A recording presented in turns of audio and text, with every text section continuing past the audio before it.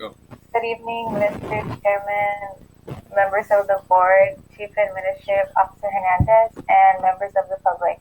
My name is Yareli Lopez, And my name is David Castro. and I'm here to present a policy analysis on the impact of policies on poisoned candy.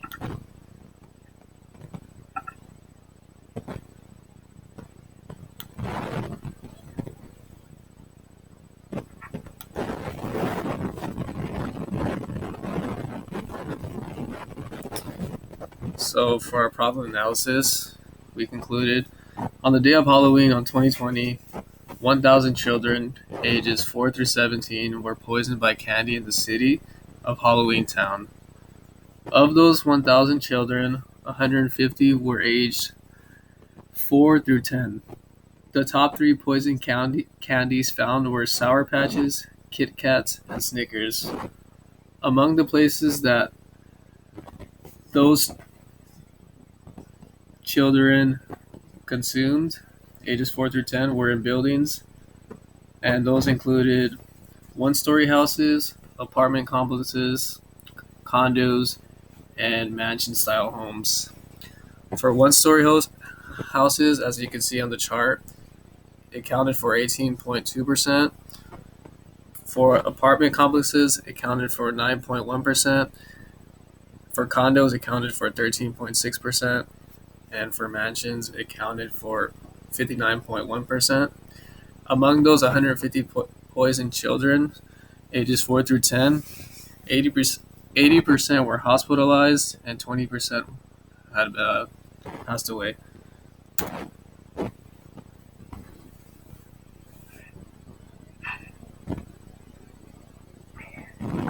A nonprofit organization that is a key stakeholder and supports the policies set in place regarding poison candy would be the National Children Love Candy Organization.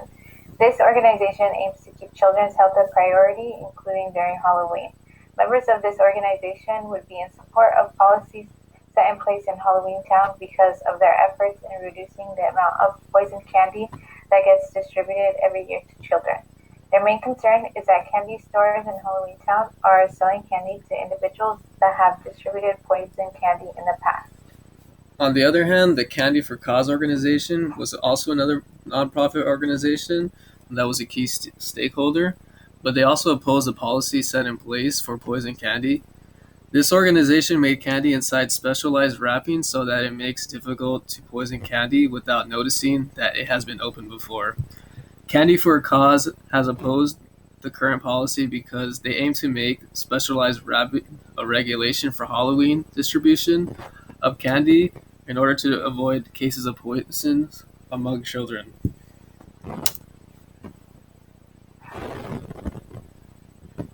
The Poison Candy Act of 2019 made it a crime to distribute candy with a substance that is capable of causing illness or death when digested.